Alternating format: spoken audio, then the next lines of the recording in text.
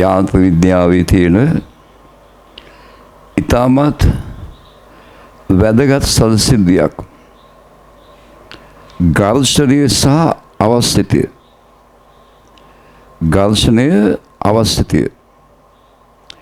මේ දෙකම එකට සම්බන්ධයි වගේ. අපි වෙන වෙනම ඉගෙනගෙන ඊළඟට ඝර්ෂණයේ අවස්ථිතයයි එකට සම්බන්ධ කරන. බලන්න වලු පෘෂ්ඨයක් මත වස්තුවක් තියලා ඒ වස්තුව වලු පෘෂ්ඨයේ දිගේ චලනය කරන්න උත්සාහ කළත් වලු පෘෂ්ඨයේ දිගේ චලනය කළත් චලිතයට විරුද්ධව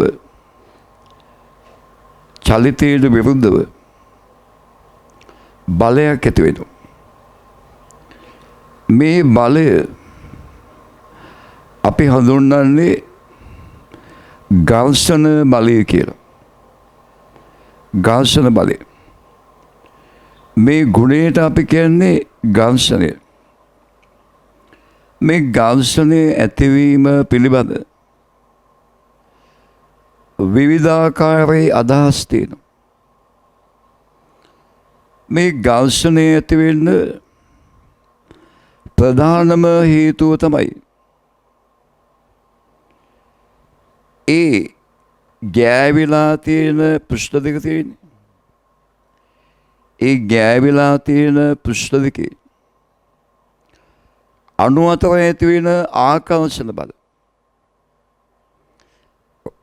පෘෂ්ඨයක් මත වස්තුවක් තිබ්බාම වස්තුවේ පහළ පෘෂ්ඨයේ තියෙන අංශුන් ඒ පෘෂ්ඨයේ ඉහළ පෘෂ්ඨයේ තියෙන අංශුන් එක්ක ආකර්ෂණ බල ඇති කරගන්නවා. මෙන්න මේ ආකර්ෂණ බල නිසා තමයි වස්තුවක් වලු පෘෂ්ඨයක් දිගේ චලනය කරන විට එහෙම නැත්නම් චලනය කරන්න උත්සාහ කරන විට චලිතයට විරුද්ධව බලයක් ඇති වෙන්නේ. තේරුණාද? ඒ පෘෂ්ඨ දෙකේ තියෙන අංශුන් අතර ඇති වෙන ආකර්ෂණ බලවල බලපෑමෙන්. එතකොට වස්තුවේ බර වැඩි වෙන්න මේ පෘෂ්ඨ දෙක ලං වෙන වැඩි බර වැඩි වෙන්න මේ පෘෂ්ඨ දෙක ලං වෙනවා වැඩි. එතකොට ආකර්ෂණ බලවල ක්‍රියාකාරීත්වය වැඩි. ඒ නිසා ඔය ඝර්ෂණ බලය වැඩි වෙනවා. ඝර්ෂණ බලය වැඩි වෙනවා.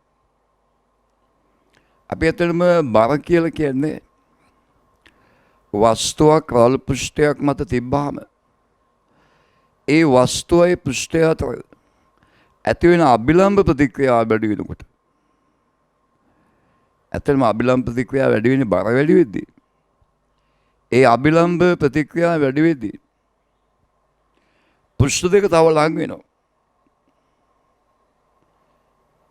එතකොට අණු තව ලං වෙනවා. එතකොට ආකර්ෂණ බලවල ක්‍රියාකාරීත්වය වැඩි වෙනවා. ඒ නිසා චලනය කරන්න උත්සාහ කරද්දී චලිතයට විරුද්ධව ඇති වෙන බලය වැඩි වෙනවා. ඝර්ෂණ බලය වැඩි වෙනවා. සමහරවිට ඕගොල්ලෝ මේක අහලා නැතුව ඇති. ඕගොල්ලන් අහලා නැති වෙනකම මේක. එතකොට දැන් වස්තුවක් වලු පෘෂ්ඨයක් මත තියලා ඒ වස්තුව වලු පෘෂ්ඨයේ දිගේ චලනය කරන්න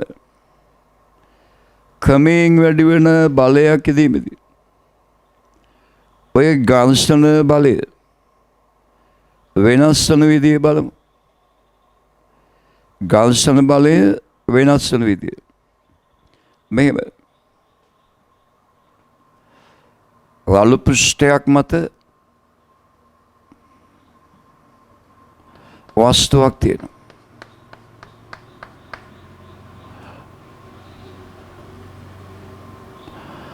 රළු පෘෂ්ඨය මත වස්තුවක් තියෙනවා.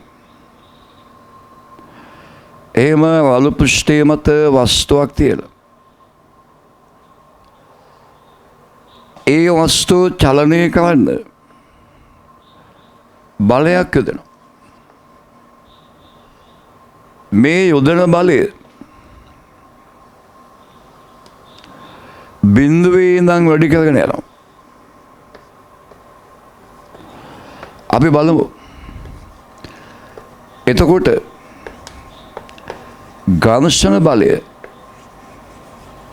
වෙනස් වෙන විදිය සාපේක්ෂ චලිතයට විරුද්ධව මේ ඝර්ෂණ බලය ඇති වෙන්නේ. සාපේක්ෂ චලිතයට විරුද්ධව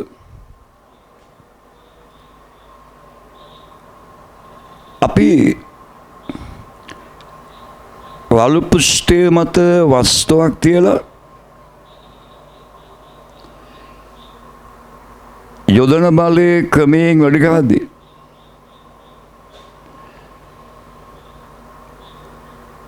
යොදන බලයේ එක්තරා අගයක් ඉක්මවුවාට පස්සේ වස්තුව චලනය වෙනවා. එතකන් වස්තුව චලනය වෙන්නේ නැහැ. චලනය වෙන්නේ නැහැ කියන්නේ සංප්‍රයුක්ත බලයේ බිඳුවයි. සංප්‍රයුක්ත බලයේ බිඳුවයි කියන්නේ ඇතිවන ඝර්ෂණ බලයේ යොදන බලයේ සමාන වෙනවා. අපි යොදන බලය යම් මගයක් ඉක්මවනකම් ඇතිවන ඝර්ෂණ බලය මේ යොදන බලයේ සමානයි. යොදන බලයේ 10 නම් ඝර්ෂණ බලයේ 10යි. යොදන බලයේ 20 නම් ඝර්ෂණ බලයේ 20යි. යොදන බලයේ 30 නම් ඝර්ෂණ බලයේ 30යි. යොදන බලයේ 40 නම් ඝර්ෂණ බලයේ 40යි. එහෙම යොදන බලය එක්තරා අගයක් ඉක්මවනකම් ඇතිවන ඝර්ෂණ බලය යොදන බලයේ සමානයි. දැන් හිතන්න රබර් පටියක් අදිනවා කියලා. ඇදගෙන යද්දි ඒ අණු අතර ආකර්ෂණ බලය වෙනස් වෙනවා. එතකොට අපි මේ යොදන බලය වැඩි කරගෙන යද්දි බලය එක්තරා අගයක් ඉක්මවුවාට පස්සේ මේ පෘෂ්ඨ දෙකේ තියෙන අණුවල ආකර්ෂණ බලය ඒ ආකර්ෂණ බලයේ ක්‍රියාකාරීත්වය යම් මගයකින් පස්සේ වැඩි කරන්න බැරි වෙනවා. මේ ඝර්ෂණ බලය ඇති කිරීමේ හැකියාව එක්තරා සීමාවකින් නවතිනවා. ඊට පස්සේ වස්තුව චලනය වෙන්න පටන් ගන්නවා. රළු පෘෂ්ඨය දිගේ යද්දී අණු වලට ආකර්ෂණ බලය ඇති කිරීමේ හැකියාව අඩු වෙනවා. නැවතිලා තියද්දී ආකර්ෂණ බලය ඇති කිරීමේ හැකියාව වැඩි. චලනය වෙනකොට සාපේක්ෂ චලිතයක් තියද්දී අණු වලට ආකර්ෂණ බලය ඇති කිරීමේ හැකියාව අඩුයි. ඒ නිසා චලනය වෙන්න පටන් ගත්ත ගමන් ඝර්ෂණ බලය ටිකක් අඩු වෙනවා. එහෙම චලනය වෙද්දී මොන බලයේදීවත් මොන විදිහේ චලනය වුණත් ඇතිවන ඝර්ෂණ බලයේ නියතයක්. ඇතිවන ඝර්ෂණ බලයේ නියතයක්. මේ ඝර්ෂණ බලයට අපි කියන්නේ ගතික ඝර්ෂණ බලය. ගතික ඝර්ෂණ බලය. මේ තියෙන්නේ වස්තුව මත ඇති වෙන උපරිම ඝර්ෂණ බලය. මේක අපි හඳුන්වන්නේ සීමාකාරී ඝර්ෂණ බලය. වස්තුවක් රළ පෘෂ්ඨයක් මත තියලා ඒ වස්තුව එම පෘෂ්ඨය දිගේ චලනය කරන්න යාමේදී ක්‍රමයෙන් වැඩි වෙන බලයක් දැද්දී වස්තුව මත ඇති වෙන ඝර්ෂණ බලයද ක්‍රමයෙන් වැඩි වෙනවා. පෘෂ්ඨ අතර ඇති වෙන ඝර්ෂණ බලය ක්‍රමයෙන් වැඩි වෙනවා. හැබැයි ඝර්ෂණ බලයේ උපරිමාගයක් තියෙනවා. ඒ උපරිමාගය අපි හඳුන්වන්නේ සීමාකාරී ඝර්ෂණ බලය කියලා. සීමාකාරී ඝර්ෂණ බලය. අපි යොදන බලයේ විශාලත්වය ඔය සීමාකාරී ඝර්ෂණ බලය ඉක්මවපු ගමන් යොදන බලයේ විශාලත්වය සීමාකාරී ඝර්ෂණ බලය ඉක්මවපු ගමන් වස්තුව චලනය වෙනවා. සීමාකාරී ඝර්ෂණ බලය ඉක්මවපු ගමන් වස්තුව චලනය වෙනවා. අපි යොදන බලය සීමාකාරී ඝර්ෂණ බලයට වඩා අඩුයි නම් ඇතිවන ඝර්ෂණ බලය යොදන බලය සමානයි. මෙන්න මේ සිද්ධිය ගොඩක් අය දන්නේ. අපි යොදන බලයේ විශාලත්වය සීමාකාරී ඝර්ෂණ බලයේ විශාලත්වයට වඩා සමානයි හෝ අඩුයි නම් ඒ හැම වෙලාවෙම ඇතිවන ඝර්ෂණ බලයේ සමීකරණය කිව්වන්නේ ඒ ඇතිවන ඝර්ෂණ බලය යොදන බලයේ සමාන වෙනවා.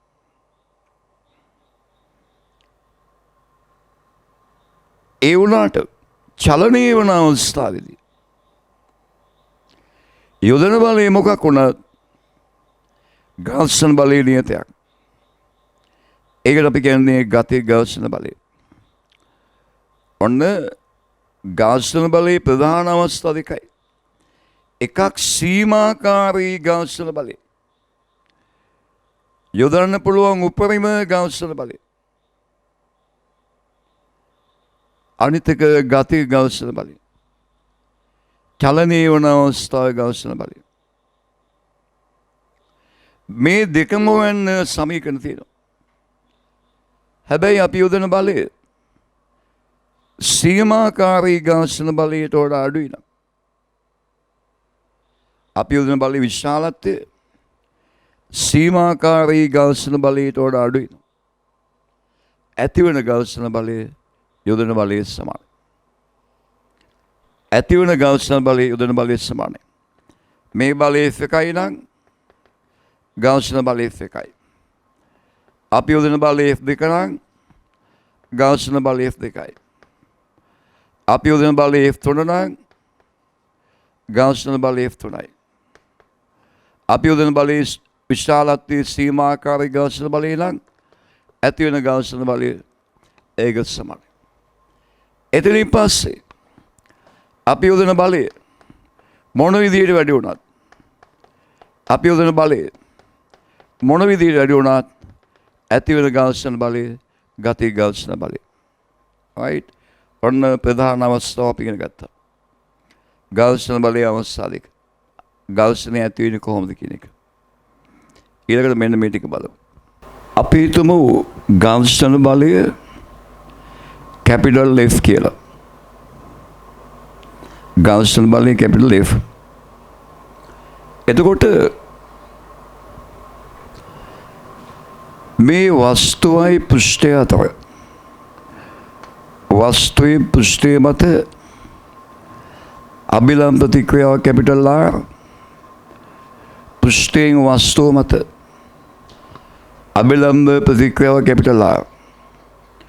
මේකට ප්‍රධානම හේතුව බර.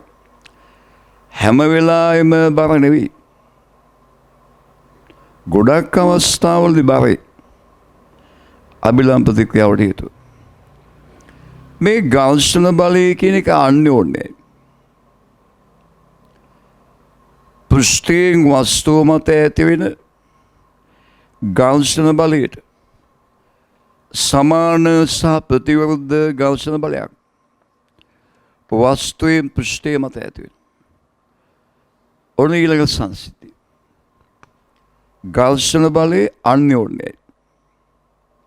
දැන් මේ වගේ වස්තුවක් මත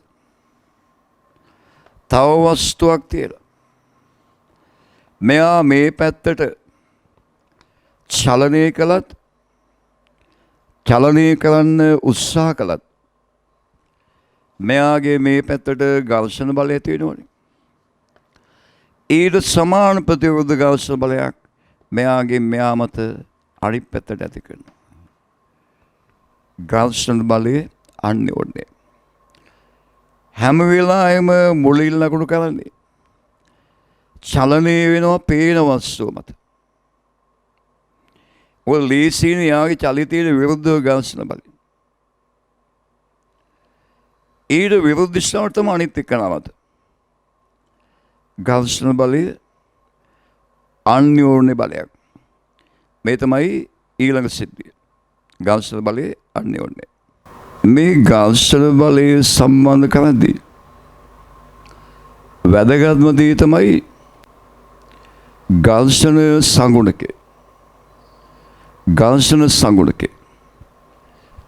ඝර්ෂණ සංගුණකය කියන්නේ ඝර්ෂණ බලයේත් අභිලම්බ ප්‍රතික්‍රියාවෙත් අනුපාතය. මේකට දාන සංකේතය මෙව. අභිලම්බ ප්‍රතික්‍රියාව වෙනස් වෙන්නේ. නමුත් මේ බලයේ ඝර්ෂණ බලය වෙනස් වෙනවා. අපි ඝර්ෂණ සංගුණක දෙකක් සලකනවා. එකක් තමයි ගතික ඝර්ෂණ සංගුණකය. අනිත් එක තමයි සීමාකාරී ඝර්ෂණ සංගුණකය. ගතික ඝර්ෂණ බලයේත් අභිලම්බ ප්‍රතික්‍රියාවෙත් අනුපාතය අපි කියන්නේ ගතික ඝර්ෂණ සංගුණකය. ගතික ඝර්ෂණ සංගුණකය. සීමාකාරී ඝර්ෂණ බලයේත් අභිලම්බ ප්‍රතික්‍රියාවත් මේ ඝර්ෂණ බලයේත් අභිලම්බ ප්‍රතික්‍රියාවෙත් අනුපාතය අපි හඳුන්වන්නේ සීමාකාරී ඝර්ෂණ සංගුණකය. නැත්නම් මේකට අපි කියනවා ස්ථිතික ඝර්ෂණ සංගුණකය. ඒ වුණාට අපි සමීකරණ ගොඩක් මතක තියාගන්න. මේ ආර් කියන අනිත් පැත්තට F සමානයි mu r කියලා මතක තියාගන්න. ඝර්ෂණ බල F සමානයි mu r. මේකෙන් හොයන්නේ ඝර්ෂණ බල දෙකයි. එකක් ගතික ඝර්ෂණ බලය. ඒක හොයද්දී මෙවට දාන්නේ ගතික ඝර්ෂණ සංගුණකය. ගතික ඝර්ෂණ බලය හොයද්දී මෙවට දාන්නේ ගතික ඝර්ෂණ සංගුණකය. අනිත් එක මේක සීමාකාරී ඝර්ෂණ බලය. සීමාකාරී ඝර්ෂණ බලය නැත්නම් ස්ථිතික ඝර්ෂණ බලය සීමාකාරී. සීමාකාරී ඝර්ෂණ බලය වෙද්දී මෙවට දාන්නේ සීමාකාරී ඝර්ෂණ සංගුණකය. නැත්නම් ස්ථිතික ඝර්ෂණ සංගුණකය. සීමාකාරී ඝර්ෂණ බලයට වඩා ගතික ඝර්ෂණ බලය අඩුයිනේ. සීමාකාරී ඝර්ෂණ බලයට වඩා ගතික ඝර්ෂණ බලය අඩුයි. ඒ නිසා සීමාකාරී ඝර්ෂණ සංගුණකයට වඩා ගතික ඝර්ෂණ සංගුණකය ටිකක් අඩුයි. සාමාන්‍යයෙන් සීමාකාරී ඝර්ෂණ සංගුණකයේ 0.3ක් වගේ වෙනකොට ගතික ඝර්ෂණ සංගුණකයේ 0.2ක් වගේ වෙනවා. ගතික ඝර්ෂණ සංගුණකයේ 0.2ක් වෙනවා. සීමාකාරී ඝර්ෂණ සංගුණකයට වඩා ගතික ඝර්ෂණ සංගුණකය ටිකක් අඩුයි. සමාන අවස්ථාවල මෙන්න මේ වෙනස තියෙන්නේ. මේ වෙනස හරි අඩුයි. සීමාකාරී ඝර්ෂණ බලයේ ගතික ඝර්ෂණ බලයේ වෙනස හරි අඩුයි. ඒ වෙලාවට සීමාකාරී ඝර්ෂණ සංගුණකේ ගතික ඝර්ෂණ සංගුණකේ වෙනස හරි අඩුයි. අනේ වෙලාවට අපි ඝර්ෂණ සංගුණ දෙකක් ගන්න. නිකම්ම ඝර්ෂණ සංගුණ කියලා. ඝර්ෂණ සංගුණකේ සීමාකාරී කියන්නේත් නැහැ, ගතික කියන්නේත් නැහැ. ඒ විශේෂණ පදේ නැතුව ඝර්ෂණ සංගුණකේ කියලා දුන්නොත් ඒක සීමාකාරී කියලා ගන්නත් පුළුවන්, ගතික කියලා ගන්න පුළුවන්, දෙකම එකයි. ප්‍රස්තාරයෙන් දුන් මේ විදිහට මෙහෙම සීමාකාරී ඝර්ෂණ බලයේ ගතික ඝර්ෂණ බලයේ සමානයි. ප්‍රායෝගිකව එහෙම නැහැ. ප්‍රායෝගිකව සීමාකාරී ඝර්ෂණ බලයට වඩා ගතික ඝර්ෂණ බලය අඩුයි. සීමාකාරී ඝර්ෂණ බලයට වඩා ගතික ඝර්ෂණ බලය අඩුයි. ඒසා සීමාකාරී ඝර්ෂණ සංගුණකයට වඩා ගතික ඝර්ෂණ සංගුණකයට අඩුයි. හැබැයි දැන් ඝර්ෂණය පිළිබඳ ගණන්වලදී අපි බොහෝ විට දැනගන්න ඕන සීමාකාරී ඝර්ෂණ බලය. F සමානයි μ r දාලා සීමාකාරී ඝර්ෂණ බලය හොයාගන්න. අපි යොදන බලයේ විශාලත්වය ඊට වඩා අඩුයි නම් ඇතිවන ඝර්ෂණ බලය වෙන මේ සමීකරණය නෙවෙයි. ඇතිවන ඝර්ෂණ බලය යොදන බලයේ සමානයි. අපි යොදන බලය සීමාකාරී ඝර්ෂණ බලයට වඩා වැඩි නම් ඇතිවන ඝර්ෂණ බලය ගතික ඝර්ෂණ බලය. ඒක වෙන F සමානයි μ r. μ කියන්නේ ගතික ඝර්ෂණ සංගුණකය. අපි දැන් බලමු මේ ප්‍රායෝගිකව සීමාකාරී ඝර්ෂණ සංගුණකය නැත්නම් සීමාකාරී ඝර්ෂණ බලයයි ගතික ඝර්ෂණ බලයයි වෙනස් වන අවස්ථා. මේක වාහනවල රෝදය මත විවිධාකාරයට ඇතිවෙනවා. මේකෙන් බහුවර්ණ ප්‍රශ්න අහලා තියෙනවා. මේකෙන් රචනා ප්‍රශ්න අහලා තියෙනවා. ඔය ඝර්ෂණ බලය ඇති වෙන විදිය එකම දේ තමයි සාපේක්ෂ චලිතයට විරුද්ධව. අපේ අවස්ථා ටික බලමු. දැන් බලන්න මෙහෙම වලු ආනත තලයක් මත මේ වගේ ආනත තලයක් මත වස්තුවක් තියලා අතහැරියාම පල්ලෙහාට යන අවස්ථාව. මේ ගොඩාක් පල්ලෙහාට යන අවස්ථාවක් හිතන්න. පල්ලෙහාට ගියාට පස්සේ ඔය පෘෂ්ඨයේ වස්තුවේ පහළ පෘෂ්ඨය අල්ලලා බලුවා පත් වෙලා තියෙනවා. හේතුව තමයි චලිතයට විරුද්ධව ඝර්ෂණ බලය ක්‍රියා කරන. මේ ක්‍රියා කරන්නේ ගතික ඝර්ෂණ බලය. ඒ ඝර්ෂණ බලයට එරෙහිව කාර්යයක් කරන්න ඝර්ෂණ බලයට එරෙහිව කාර්යයක් කරනවා. ඒ කාර්ය නිසා මේක රත් වෙනවා. මේක රත් වෙනවා. දැන් බලන්න රෝදයක් කරකන්න නැතුව මෙහෙම ඇදගෙන යනවා. කරකෙන් දෙන්නේ නැතුව. එතකොටත් ක්‍රියාත්මක වෙන්නේ ගතික ඝර්ෂණ බලය. කරකෙන්නේ නැහැ. මෙහෙම අපි ඇදගෙන යනවා. එතකොටත් රත් වෙනවා. ඝර්ෂණයට එරෙහිව කාර්යයක් කරනවා. රෝදයක් රෝල් වෙන අවස්ථාවයි ඇදගෙන යන අවස්ථාවයි දෙක වෙනස්. සම්පූර්ණ වෙනස්. හොඳම උදාහරණය තනකොළ තියෙන පිට්ටනිය එක. රෝලක් තියෙන රෝල් තල්ලු කරන් ගියොත් තනකොළට හානියක් වෙන්නේ නැහැ. තනකොළට හානියක් වෙන්නේ නැහැ. ඇදගෙන ගියොත් තනකොළ තැලෙනවා. එතෙන්දී ගතික ඝර්ෂණය ක්‍රියාත්මක වෙනවා. තල්ලු කරන් යද්දී ඝර්ෂණයේ ක්‍රියාකාරීත්වය අඩුයි. දැන් රෝදයක් මෙහෙම රෝල් වෙද්දී මේ උඩේ ඉඳන් අතහැරියාම කැරකෙද්දී ඝර්ෂණ බලය ක්‍රියාත්මක වෙලා. ඝර්ෂණ බලය. කැරකෙන්න බල ගුණයක් ඕනේනේ. මේ ඝර්ෂණ බලයෙන් බල ගුණයක් විවර්තනයක් ඇති වෙනවා. ඒකෙන් තමයි කැරකෙන්නේ. එහෙම රෝල් වෙවි පල්ලෙයන්ව රත් වෙන්නේ. ආනතලයක් දිගේ වස්තුවක් භ්‍රමණය වෙමින් ලිස්සන් නැතුවම රත් වෙන්නේ. එතෙන්දී ඝර්ෂණයට එරෙහිව කාර්යයක් කරන්නේ. එතෙන්දී ඝර්ෂණයට එරෙහිව කාර්යයක් කරන්නේ. ඝර්ෂණයට එරෙහිව කාර්යයක් කරන ලිස්සක නැද්ද? මේ අවස්ථාවේ කොහොමද තේරුම් ගන්න? දැන් සයිකලයක් ගන්න.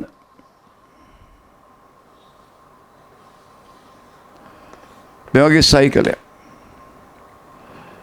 මේ පිටිපස්සේ තියෙන රෝදය බලයක් යොදලා කරකවනවා.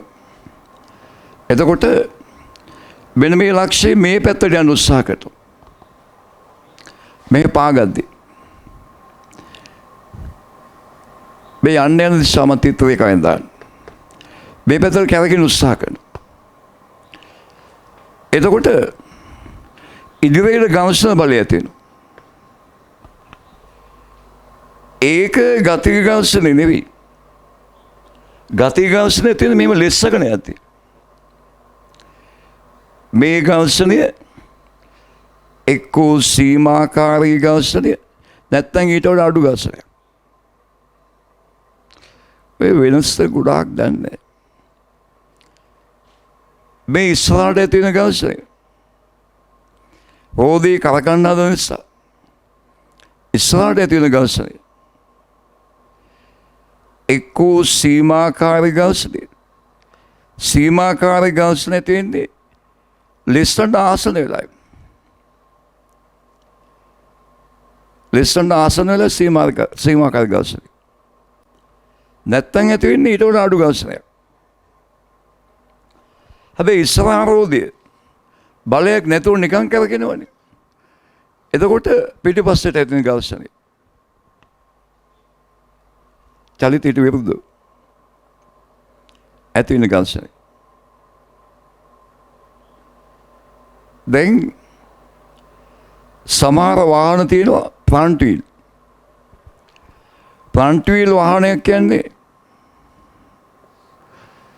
ඉස්සරහ රෝද එන්ජිමෙන් කරකන්නේ. ඒ එන්ජිමෙන් කරකන රෝද මත ඝර්ෂණ බල ඉදිරියට. ඒ ගති ඝර්ෂණය නෙවෙයි. එක්ක සීමාකාරයෙන් තම සීමාකාරයට වඩා අඩුයි. පිටිපස්ස රෝදේ නිකන් කරකෙන්නේ. එයා මත ඝර්ෂණ බලය පිටිපස්සට. 4 wheel වාහනවල රෝද හතරම කරකන්නේ එන්ජින් එකේ. රෝද හතරම එන්ජින් එකේ කරකන්නේ. ඒ හතරම මත ඝර්ෂණ බලය ඉස්සරහට. ඒ හතරම මත ඝර්ෂණ බලය තියෙන ඉදිරියට. මේ තමයි ඝර්ෂණයේ ප්‍රායෝගික වෙදෙන අවස්ථාව. පැහැදිලි? අපි ඝර්ෂණයේ සිද්ධාන්ත කලේ. අපි ඊළඟ බලමු අවශ්‍යතිය. අවශ්‍යතිය කියලා කියන්නේ ඕනෑම වස්තුවක තියෙනවා තමන්ගේ චලිතය වෙනස් කරන්න දක්වන අකමැත්තක්. චලිතය වෙනස් කරන්න දක්වන අකමැත්තක් තියෙනවා. ඒක තමයි අවශ්‍යතිය කියන්නේ. දැන් මම මේ අවශ්‍යති බලය ගැන කියන්නේ. ඒක ටිකක් වෙනස් දෙයක්. දැන් බලන්න දුම්රිය මැදුරේක තන්තුවක ආධාරයෙන් ස්කන්ධයක් රඳවල තියෙන අවස්ථාව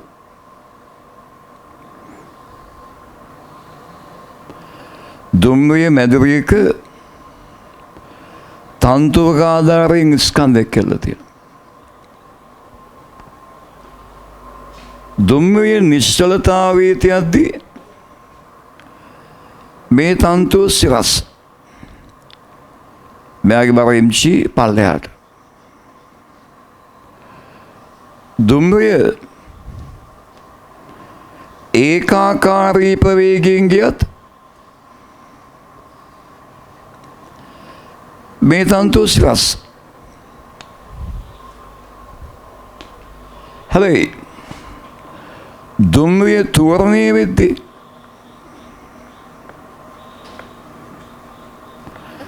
ස්කන්ධය පිටිපස්සට යනවා. දුම්රිය මන්දනය වෙද්දී මෙයා ඉස්සරහට යනවා. ඔයගොල්ලෝ ඒක දන්නවා. ඒ වෙන්නේ කොහොමද කියලා දන්නේ නැහැ. දුම්රිය තුවරණය වෙන්නේ එන්ජිමෙන් දෙන බලයෙන්නේ. එන්ජිමෙන් බලයක් දීලා දුම්රිය තුවරණය කරනවා. මෙයාට බලයක් නැහැ. ඒ දුම්රිය තුවරණයදී මෙයා තුවරණය වෙනවා. බලයක් නැතුව තුවරණය කරන්න හදනවා. යම් කිසි වස්තුවක් බලයක් නැතුව තුවරණය කරන්න යද්දී බලයක් නැතුව මන්දනය කරන්න යද්දී ඊට විරුද්ධව අභ්‍යන්තරයෙන් බලයක් ඇති වෙනවා. අභ්‍යන්තර ක්‍රියාදාමයකින් ඒ බලය ඇති වෙනවා. බාහිරම බාහිර බලයක්. පොළවෙන් ආකර්ෂණය කරන බලය. තන්තුවට ආතතියක් තියෙනවනේ. බාහිර බලය තන්තුවෙන් ඇති වෙන්නේ. මේ බලයක් නැතුව තුවරණය කරන්න යද්දී ඇති වෙන ওই බලය අභ්‍යන්තර බලයක්. ඒක අභ්‍යන්තර ක්‍රියාදාමයකින් වෙන්නේ. තුවරණය කරන්න යද්දී චලිතයට විරුද්ධව ඒ අභ්‍යන්තර බලය ඇති වෙන්නේ. මන්දනය කරන්න යද්දී ඊට විරුද්ධව මන්දනය කරන්න යද්දී බලයක් නැතුව මන්දනය කරන්න යද්දී අවශ්‍ය බලය ඇති වෙන ඉස්සරහට. අවශ්‍ය බලය ඉස්සරහට ඇති වෙන්නේ. බලයක් නැතුව මන්දනය කරන්න යද්දී දුම්රිය මන්දනයේදී ඉස්සරහට යනවා. ස්කන්ධයම වස්තුවකට ඒනමති තුවරණයක් ලබා දීමට යාමදී අවශ්‍ය බලයෙන් මේ පිටිපස්සට තුවරණය කරන්න යද්දී මේ ස්කන්ධය මත අවශ්‍ය බලය පිටිපස්සට ඒනමති මන්දනයක් ලබා දෙන්න යද්දී අවශ්‍ය බලය ඉදිරියට අවශ්‍ය බලය ඇති වෙන ඉදිරියට අවශ්‍ය බලය ඉදිරියට ඇති වෙන. තේරුණාද? එතකොට බලන්න මෙයා මත බරMG පල්ලෙහාට තියෙනවා. තන්තුව දිගේ තන්තුවේ ආතතිය තියෙනවා. මේ කෝණේ තීටා කියලා තන්න. දැන් මේ තියෙන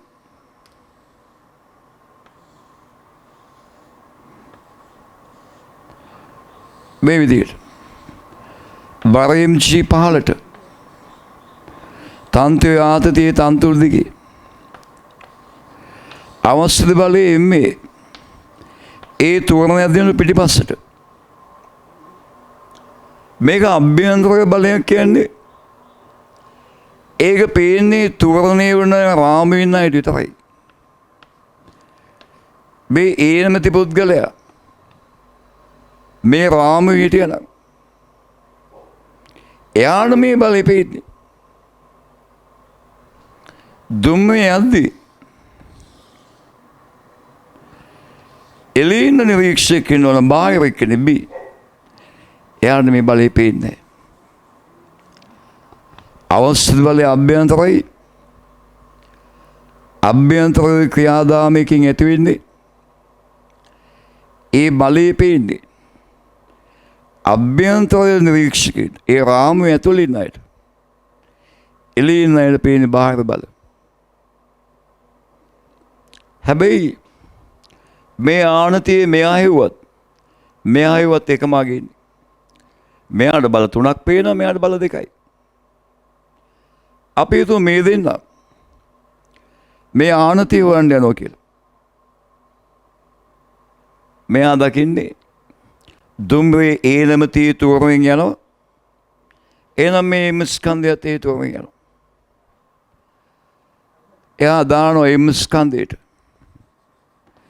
යන පැත්තට F සමාන M. ආතතිය T, එයාගේ සිරස් බලය T cos θ, ඉස්සරහ තියෙන බලය T sin θ. බලය T sin θ. ස්කන්ධයෙන් තුරමේ පළවෙනි සමීකරණය. මෙයා සිරස් සමතුලිතයි. මෙයා සලකන සිරස් සමතුලිතතාවය. T cos θ සමාන mc දෙවෙනි සමීකරණය. අංක 1 බෙදෙනවා අංක 2කින්. T sin θ බෙදීම T cos θ. T අයින් වෙනවා. sin θ බෙදීම cos θ කියන්නේ tan θ. m අයින් වෙනවා. tan θ සමාන a බෙදීම c. ඔන්න බාහිර එක්කනාට පේනවා tan θ කියන්නේ a බෙදීම c. මෙයා මේක හදනවා නම් මෙයා ඇතුළේ ඉන්නේ. එයාට පේන්නේ මෙයා චලන වෙනවා. මෙයාට සාපේක්ෂව මෙයා සමතුලිතයි. අභ්‍යන්තර නිරීක්ෂකයට සාපේක්ෂව සමතුලිතයි. සිරස් සමතුලිතතාවයට. තිරස් සමතුලිතතාවයට සමීකරණ දෙයක් ගන්න. තිරස් සමතුලිතතාවය ගත්තොත් මේ බලය T, මේ පැත්ත T cos θ, මේ පැත්ත T sin θ. ඉස්සරහට T sin θ. T sin θ. පිටිපස්සට එන්නේ T sin θ සමාන එන්නේ පළවෙනි සමීකරණය. සිරස් සමතුලිතතාවයට T cos θ ඊළඟ බලය පල්ලෙහාට mc දෙන්නටම ආව එකම සමීකරණය. අංකේ කාංග දෙකෙන් බෙදුවාම T අයින් වෙනවා. sin θ බෙදීම cos θ, tan θ සමාන a බෙදීම c. tan θ සමාන වෙනවා a බෙදීම c. මේක හරිනේ. ඒකම මේ ආවේ. එහෙනම් මේකත් හරිනේ. මේකත් තමයි මේක හරි. අවස්ථි බලය කියලා එකක් තියෙනවා. අවස්ථිති බලය කියලා එකක් තියෙනවා. ස්කන්ධේ එම්මන වස්තුවකට බලෙන් තෝරණයක් දෙන්න ගියොත් බලයක් නැතුව ඊට විරුද්ධව අවස්ථිති බලය ක්‍රියාත්මක වෙනවා. ඊට විරුද්ධව අවස්ථිති බලය ක්‍රියාත්මක වෙනවා. ස්කන්ධ එම්මන වස්තුවට ඒ තෝරණ දෙන්න ගියොත් ඇති වෙන අවස්ථිති බලය එන්නේ පිටිපස්සට. මන්දනේකට අවස්ථිති බලය මේ ඉස්සරහට. පැහැදිලි? හැබැයි ඒක අභ්‍යන්තර නිරීක්ෂණය පමණයි පේන්නේ. අනිත් බල ඔක්කොම කාටවත් පේනවා. අවස්ථිති බලය පේන්නේ අභ්‍යන්තර නිරීක්ෂණය පමණයි. අපි බලමු මේක ක්‍රියාත්මක වන තව අවස්ථාවක්. right. අපි බලමු මෙන්න මේ වගේ අවස්ථාවක්.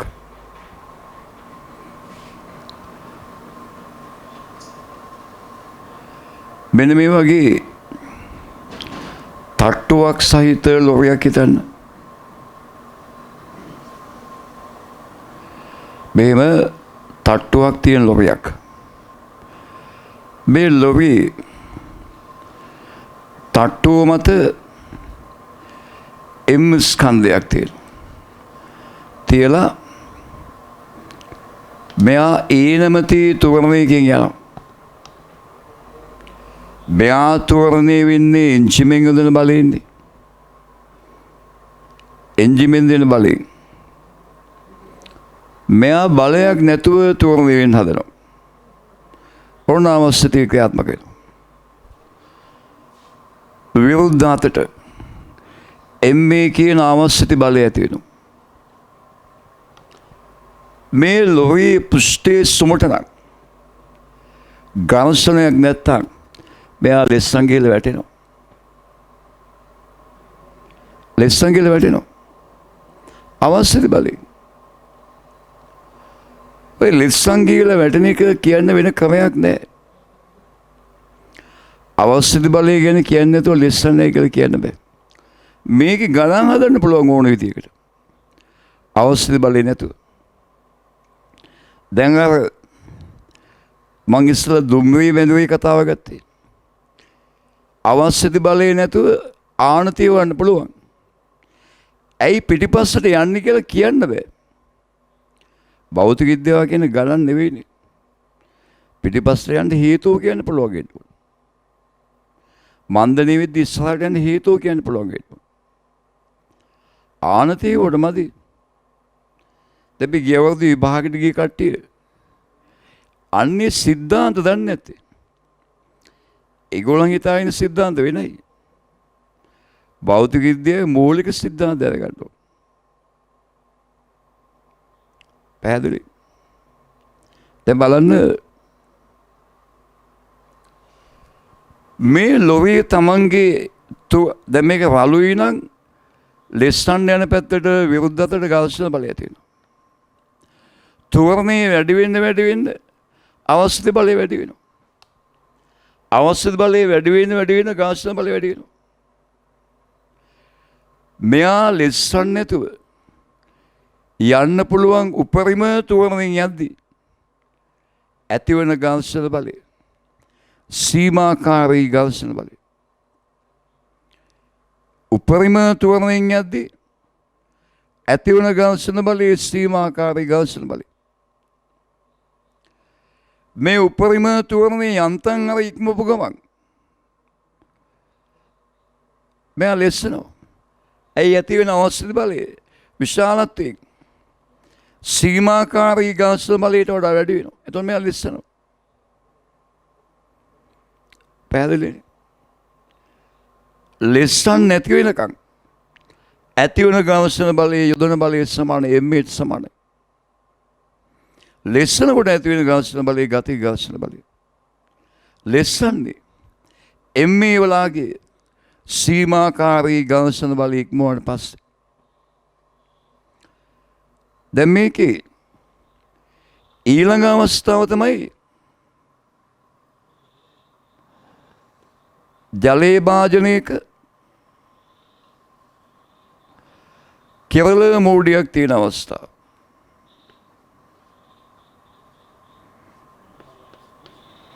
මෙම තන්තුවක ආධාරයි. මේ ජලයේ සහිත භාජනය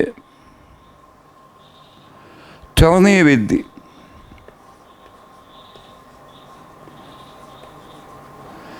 ඒ වගේම මන්දනය වෙද්දී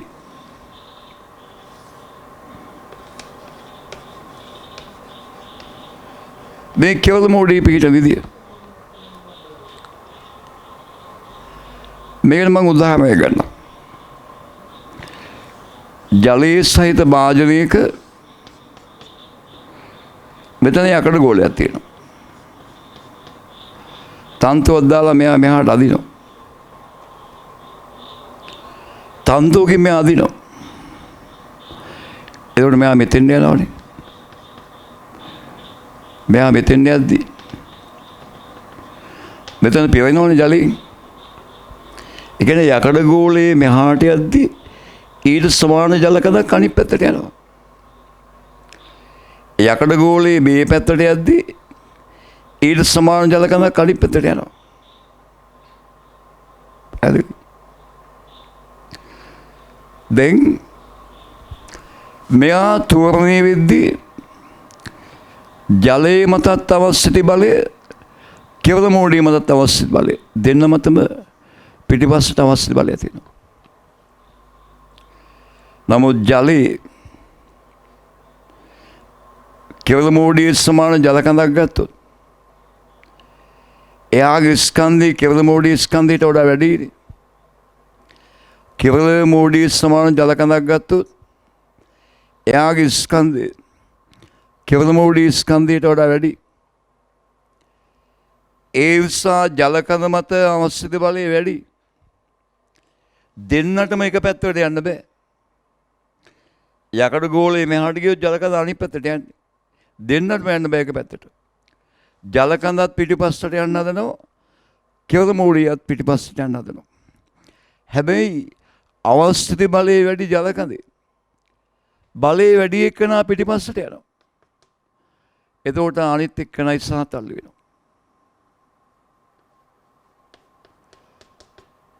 ජල කඳ පිටිපස්සට යනවා. කෙවල මෝඩිය ඉස්සරහට තල්ලු වෙනවා. කෙවල මෝඩිය ඉස්සරහට තල්ලු වෙනවා. එතකොට මන්දනීය තියෙන දෙන්නම ඉස්සරහට යන්න හදනවා. ජල කඳ මත බලය වැඩි. ජල කඳ ඉස්සරහට යනවා. කෙවල මෝඩිය පිටිපස්සට යනවා. ඔය සංසිද්ධිය. පැහැදිලිනේ? මෙන්න මේ සිද්ධාන්ත අපේ විභාගයේ ගණන් වල භාවිතා කරලා තියෙනවා. අපි දැන් අපේ රිවිෂන් පන්තියේ මුලින් පටන් ගන්නේ ඝර්ෂණයේ සහ අවශ්‍යතිය. අපිට කාලය බොහොම අවමයිනේ. ඕගොල්ලෝ රිවිෂන් පන්තියට එන්න කලින් මේ වීඩියෝයේ තියෙන සිද්ධාන්ත හොඳින් අධ්‍යයනය කළේ. මීට අදාළ පාඩම කවන්නේ බ්‍රහස්පතින්දා. අපි රිවිෂන් පන්ති කවන්නේ පස්වෙනි බ්‍රහස්පතින්දා. පස්වෙනි බ්‍රහස්පතින්දා. බ්‍රහස්පතින්දා 8 ඉඳන් 12 වෙනකම්. 8 ඉඳන් 10 වෙනකම් පැය දෙකක් කරන එක දිගටම කරන්න බෑනේ.